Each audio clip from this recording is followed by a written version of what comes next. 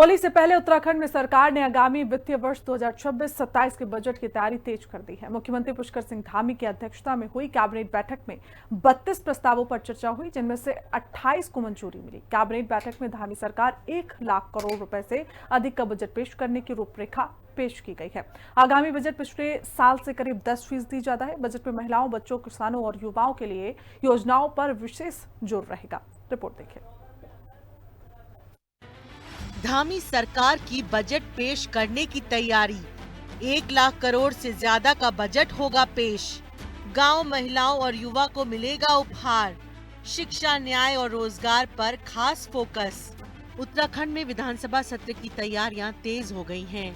ऐसे में धामी सरकार ने बजट पेश करने की पूरी रूपरेखा तैयार कर ली है। इसी को लेकर मुख्यमंत्री पुष्कर सिंह धामी की अध्यक्षता में हुई कैबिनेट बैठक में कई महत्वपूर्ण प्रस्तावों पर विस्तार से चर्चा की गई।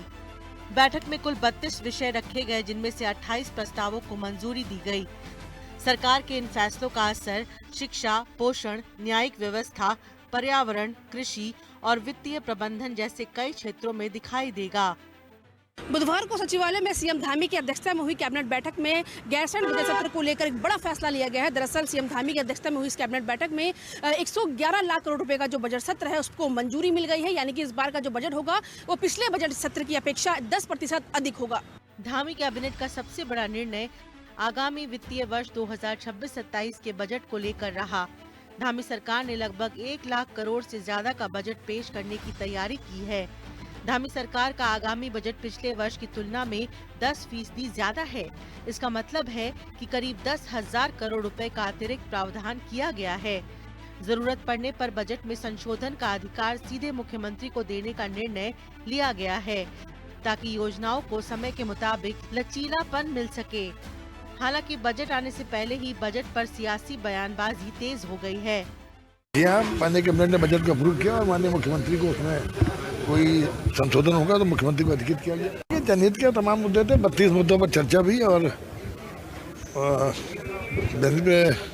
चर्चा के साथ साथ बजट को लेकर के बातें हुई। सरकार को पहले ये बताना चाहिए कि पिछले 3 सालों का बजट का एक्चुअल एक्सपेंडिचर क्या रहा और उसके सापेक्ष वो 111 लाख का जो बजट प्रस्तुत कर रहे हैं वो तब पता चलेगा कि ये बजट सही है या गलत है।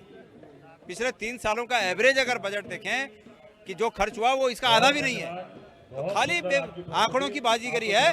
बजट में बच्चों और महिलाओं के पोषण पर विशेष जोर।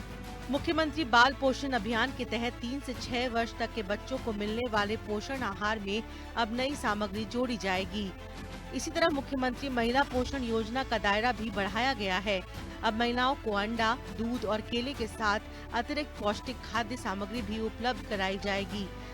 सरकार का उद्देश्य कुपोषण की समस्या को जड़ से खत्म करना है।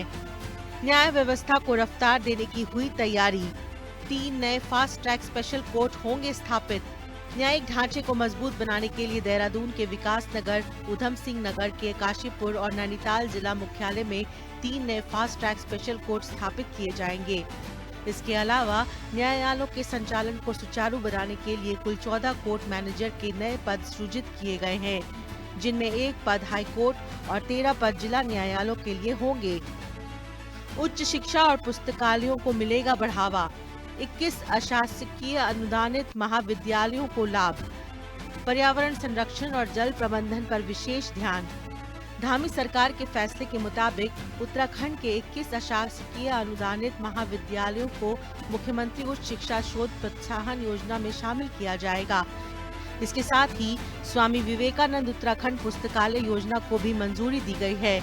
इसका उद्देश्य शोध, अध्ययन और ज्ञान संसाधनों को मजबूत करना है।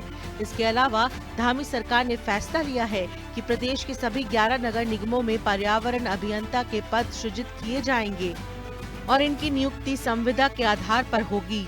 उपचारित जल के पुनः उपयोग की नीति 2026 को भी स्वीकृति दी गई है। इसके साथ विश्व बैंक से वित्त पोषित जलापूर्ति कार्यक्रम को आगे बढ़ाने का निर्णय लिया गया है, ताकि जल संरक्षण को बढ़ावा मिल सके। समान नागरिक संहिता संशोधन विधेयक को मंजूरी। धामी कैबिनेट ने समान नागरिक संहिता उत्तराखंड संशोधन विधेयक 2026 को विधानसभा में प्रस्तुत करने की अनुमति दे दी है। इसका उद्देश्य पहले से लागू प्रावधानों और अधिक व्यवहारिक और प्रभावी बनाना है। इसके साथ ही देहरादून में जीएसटी अपीलीय अधिकरण की मुख्य पीठ यथावत रहेगी, जबकि हल्द्वानी में एक अतिरिक्त पीठ या सर्किट बेंच स्थापित की जाएगी। इससे कुमाऊं क्षेत्र के व्यापारियों को स्थानीय स्तर पर सुविधा मिलेगी। बागबानी और मछली पालन को मिलेगी नई दिशा, विशेष शिक्षकों को दी जाएगी नियमित नियुक्ति। धामी सरकार ने सुप्रीम कोर्ट के आदेश के अनुपालन में वर्षों से तदर्थ या संविदा आधार पर कार्यरत 4 विशेष शिक्षकों को माध्यमिक शिक्षा विभाग में नियमित नियुक्ति देने का निर्णय लिया है। इसके साथ सेब की अत्याधुनिक नर्सरी विकास योजना 2026 को मंजूरी देकर पर्वतीय किसानों की आय बढ़ाने पर जोर दिया गया है।